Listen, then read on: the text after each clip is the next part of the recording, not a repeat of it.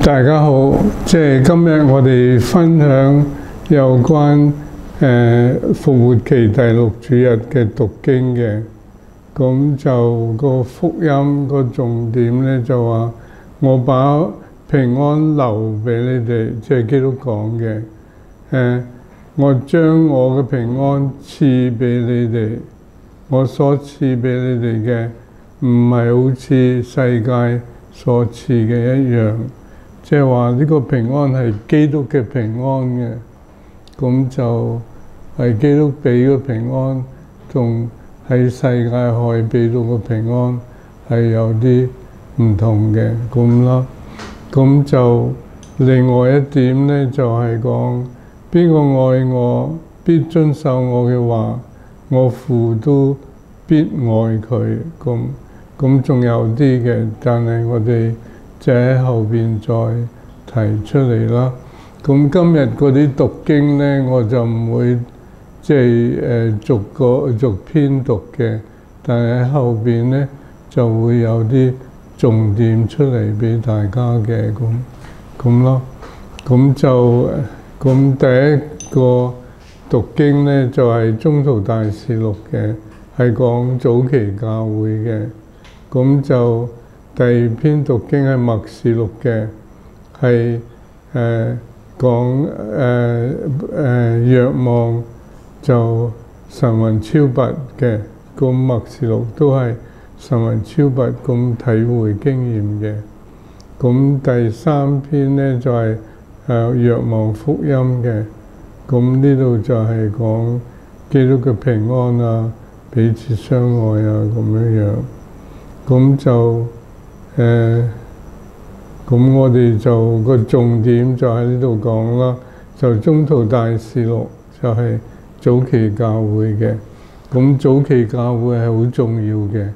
咁今日嘅讀經係更加重要嘅，因為即係保祿已經傳福音傳到去俾啲外邦人嘅習俗咧，同猶太人嘅習俗唔同嘅，咁喺嗰度咧就會產生一啲問題咯。咁我哋一陣間會睇嘅。咁呢個階段，早期教會呢個階段咧，係差唔多係第一次咧，要喺總部全部啲宗徒同埋其他長老一齊同成個教會去考慮呢個問題，咁就係割損禮嘅問題。咁就咁然後佢哋決定咗即係點處理，咁就然後講返俾個有問題嘅區域嗰度啦。咁就係早期教會。咁就早期教會嗰度咧，咁就聖保祿咧就傳教俾啲外邦人啦。咁就有一紮外邦人喺度嘅。咁但係而家咧就係嗰啲老一輩嘅一啲猶太教友咧，佢哋就咁佢哋就同嗰啲外邦人講啦，佢話從猶太落嚟嘅幾個人，即係呢啲係老一輩嗰啲教友啦，猶太教友啦，即係都係信咗基督嘅猶太教友。咁佢哋就教訓嗰啲外邦人啦，教訓嗰啲眾弟兄咁話：如果你哋唔按梅瑟嘅慣例接受割損，唔能夠得救。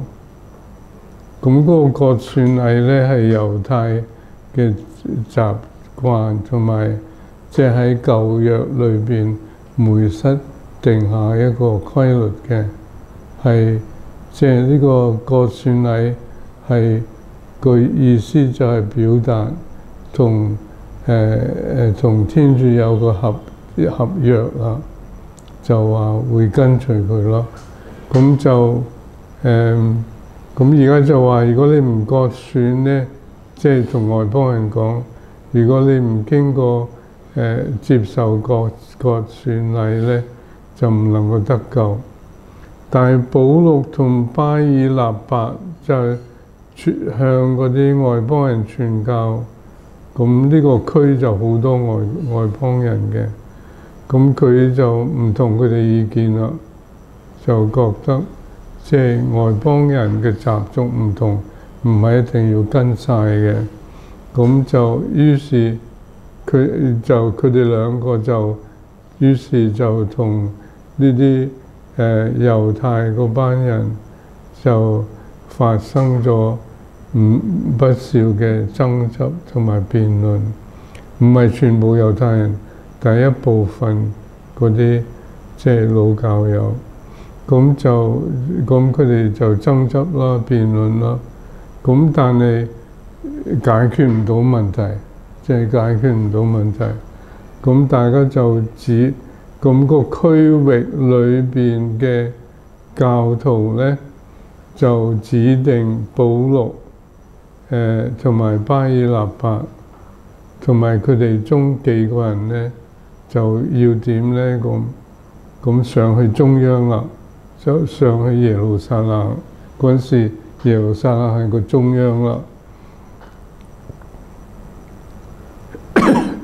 去見嗰啲宗徒同長老討論呢個問題，咁成扎宗徒喺耶路撒冷，所以佢哋嗰個權威係集中啲喺嗰度咯。咁就咁有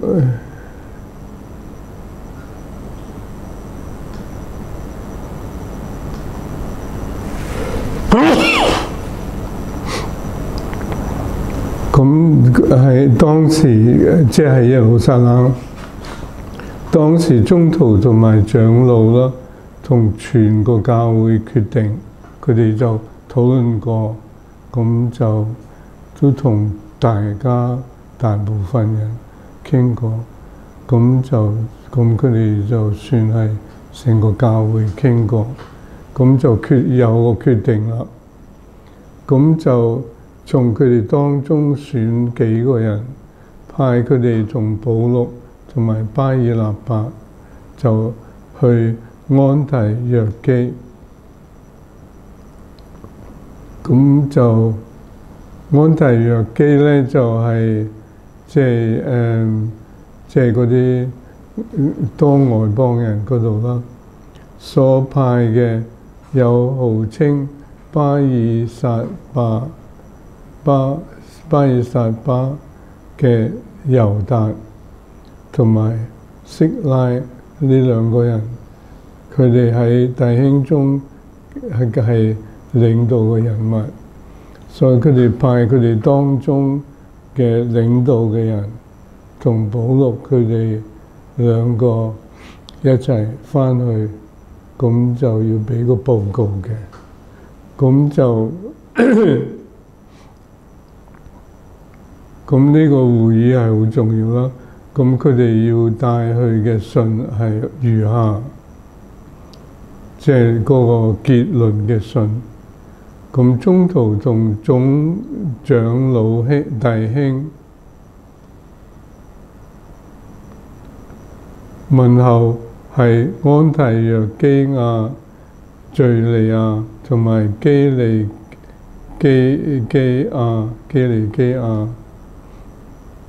呢啲地方係嗰啲外邦人多嘅，由外邦歸化嘅眾弟兄。咁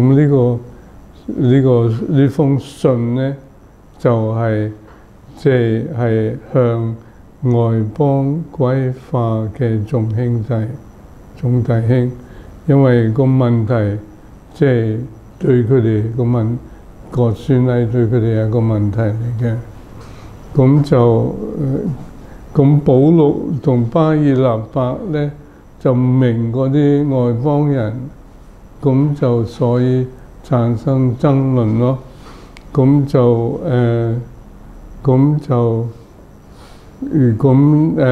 耶路撒冷嗰度就講啦，我哋聽說有幾個從我哋呢度去嘅，即係啲老教友啦，而並非我哋所派去嘅人，即係話佢哋冇我哋嘅權力去做嘢嘅，雖然佢哋係由我哋嗰度去嘅，即係咁咯。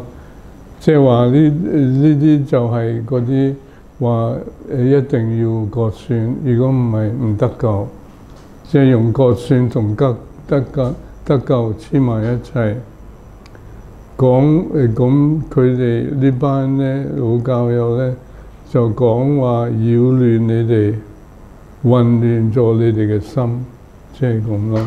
即係佢而家係同嗰啲外邦歸化嘅眾弟兄講緊嘅，咁就我哋取得同意之後，決定揀選幾個人。即係呢度就係耶路撒冷嗰度嗰啲中央我哋就揀選幾個人，派佢哋同我哋可愛嘅巴爾納伯同埋保祿到你哋嗰度去。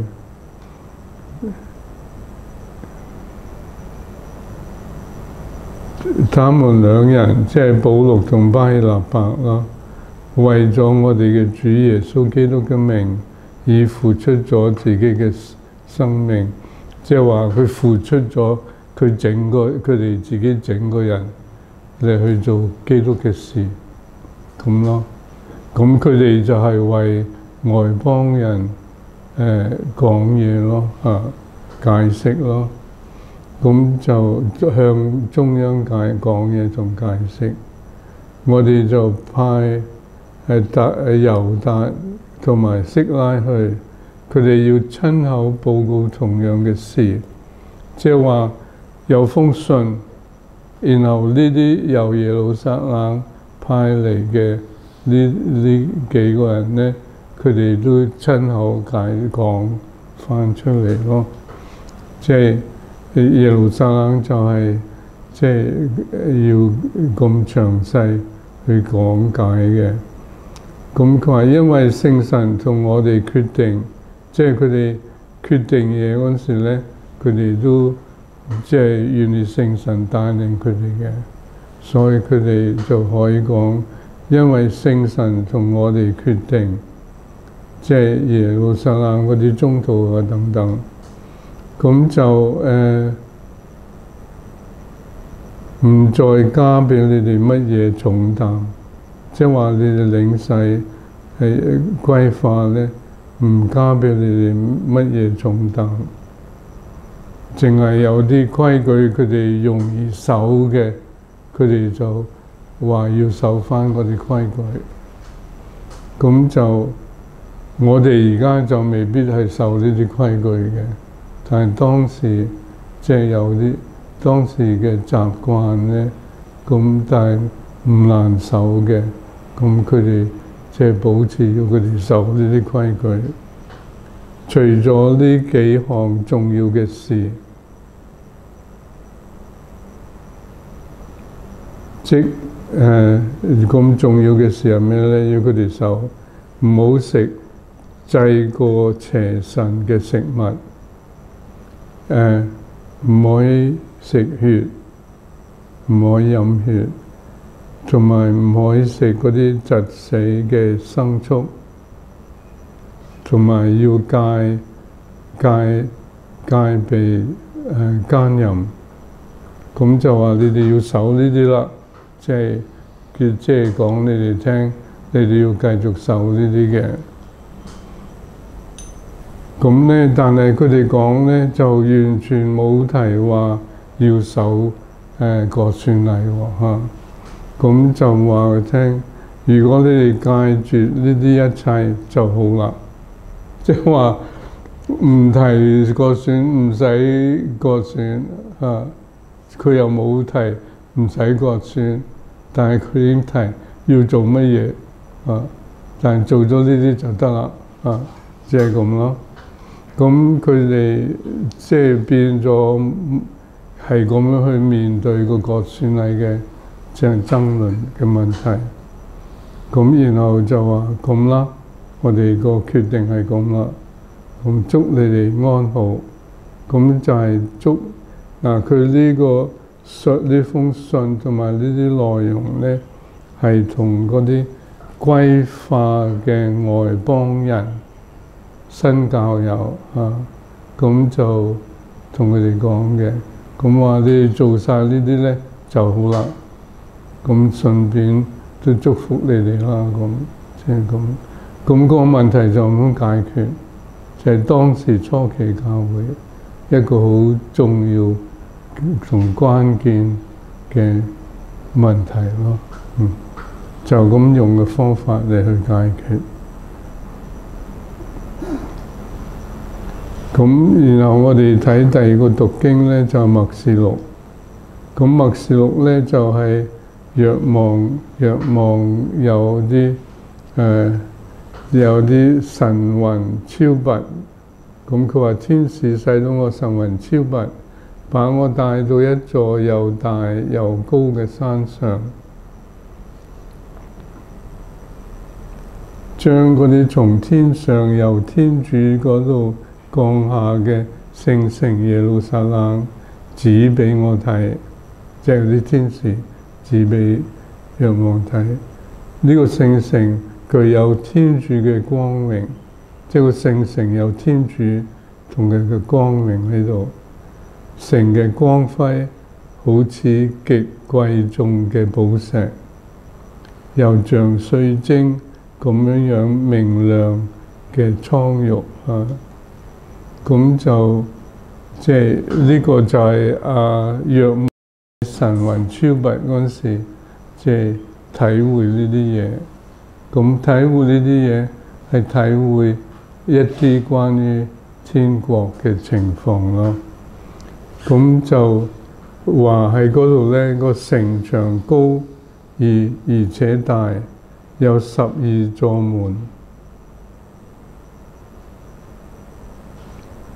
守門嘅有12個天使，門上寫着以色列子民12支派嘅名字。咁呢個係即係佢睇到天國咧係楞住呢啲人嘅啊，楞住呢啲支派嘅，楞住猶太信徒嘅。咁就即係基督嘅信徒係猶太人嘅基督信徒。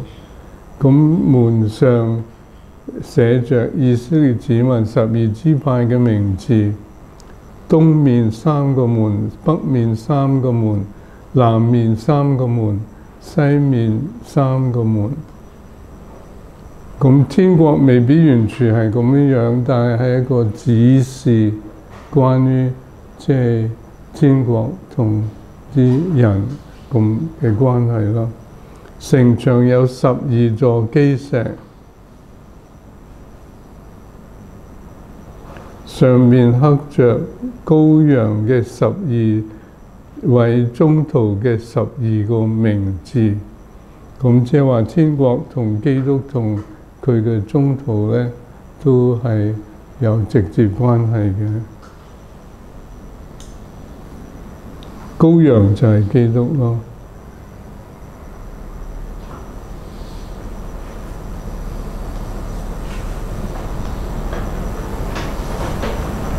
咁繼續默示錄咧，喺城裏邊，我哋冇睇見聖殿，即係話呢個冇睇見聖殿，即係冇聖殿。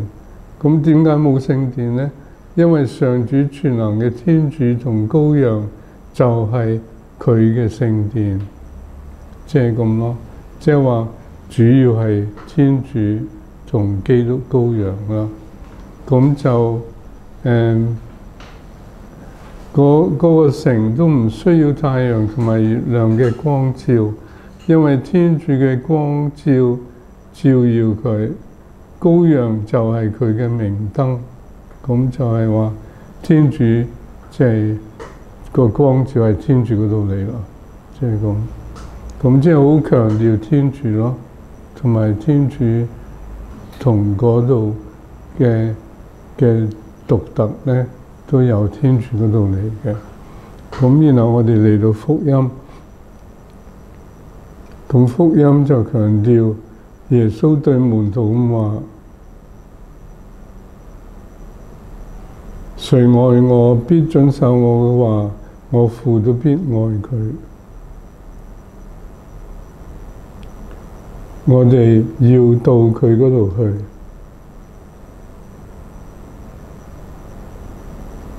並要喺佢內嗰度做我哋嘅居所即係天父嗰度做佢嘅居所。嗰個唔愛我嘅就唔遵守我嘅話。你哋所聽到嘅話並唔係我嘅，即係基督講緊，而係派我嚟嘅父嘅話，即係咁咯。咁就即係基督一部分係講咗嗰啲，我把平安留俾你哋，我將我嘅平安賜俾你哋。呢個平安好緊要，係基督嘅平安。我賜俾你哋嘅，唔係好似世界所賜嘅一樣，即係個平安係更有深度嘅。你哋心裏邊唔使煩亂，都唔使膽怯。你哋聽見我對你哋講過。我去，但我還要回到你哋呢度嚟嘅，咁就福音就係到嗰度啦。咁而家我哋繼續落去咧，就會提到兩個教宗啦。咁先係提到方濟各教宗方濟各佢嘅通諭啦，佢生態通諭啦。咁今日我哋睇12段。我哋呢幾個星期都提緊，因為係好重要嘅通諭嘅。咁個通諭就係願你受讚頌，鄰關愛我哋共同嘅家園。咁個第12段咧就係講聖方濟啦。另一方面，聖方濟忠於聖經嘅訓誨，即係話佢又跟聖經嘅教訓嘅，邀請我哋視大自然為一部令人讚歎嘅著作，即係話大自然係令人讚歎嘅著作啊！即係聖方濟就邀請我哋要咁去睇個大自然咯。咁就天主藉此向我哋說話，讓我哋一瞥佢嘅無限美善，就話喺個大自然裏邊體會天主無限嘅美善，即係我哋要學習呢樣咯。咁就從受造物嘅偉大同美麗，人可以推想到呢啲東西嘅創造者，由受造界天主嘅創造裏邊咧，佢嘅偉大同美麗可以幫我哋去意會天主呢個創造者，即係咁。咁呢個係聖方濟嘅體會嘅講法。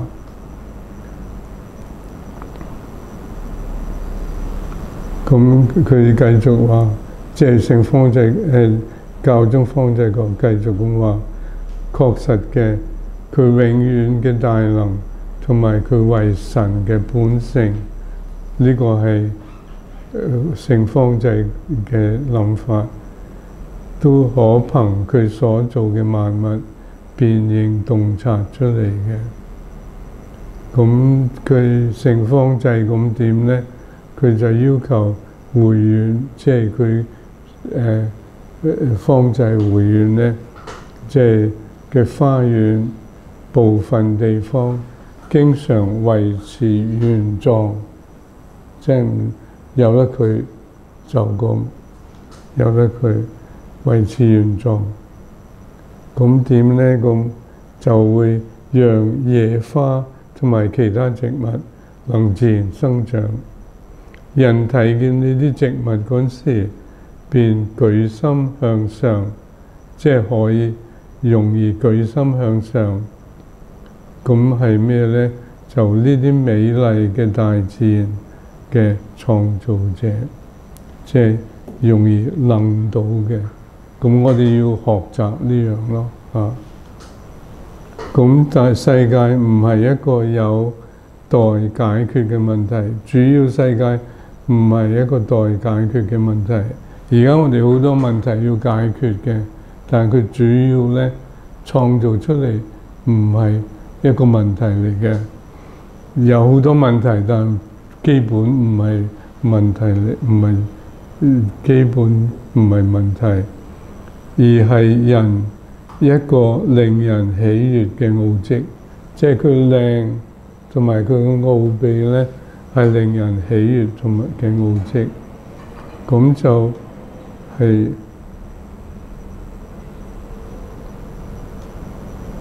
即係人應以歡悅讚頌之情默觀啊！即係咁咯，即係我哋要學咯。咁藍色底嗰個人咧，就係其中一個重點。綠色底嘅植物同埋創造咧，就係地咯，呢個人咯。咁然後呢個就係天主，所以呢度係三樣嘢嘅天地人嚇。我哋遲啲會講多啲呢啲咯。咁就咁另外一方面咧，聖方濟忠於聖經嘅訓誨，邀請我哋視大自然為一部令人讚歎嘅著作。我哋要學習天主藉着咁樣向我哋講話，讓我哋一瞥佢嘅無限美善，從受造物嘅偉大同埋美麗咧，就係可以推想到呢啲嘢嘅創造者，推想到天主嘅創造天主創造者。咁我哋遲啲會詳細啲解釋呢啲嘅。咁我哋而家咧就進入確實嘅佢永遠嘅大能同埋佢為神嘅本性，都可憑佢所做嘅萬物辨認洞察出嚟，即係我哋可以辨認天主出嚟。因此方濟要求會院，呢個我哋已經講過啦。咁就部分係經常係咯。咁就讓野花同埋其他植物都能夠自然生長。人睇見呢啲植物嗰陣時，便舉心向上，美麗嘅大自然嘅創造者。世界唔係一個待解決嘅困難題，而係一個令人喜悅嘅奧蹟。人應以歡悅讚頌之情默觀嘅。咁就我哋就睇咗12階段咧，咁就係咁多。咁我哋而家簡單咧提一提，即係量14世嘅，佢就係5月8號當選。咁我哋今日冇乜時間詳細講，所以咧我哋淨係講少少。量14係擁抱教會同埋全世界。咁佢就第一句就講係願你哋平安嚇。咁呢個咁嘅招呼咧，就係佢又係天主愛所有人，佢都提呢個嘅。咁但係願你哋平安呢句咧，就係基督復活嘅基督嘅第一個招呼嘅嚇。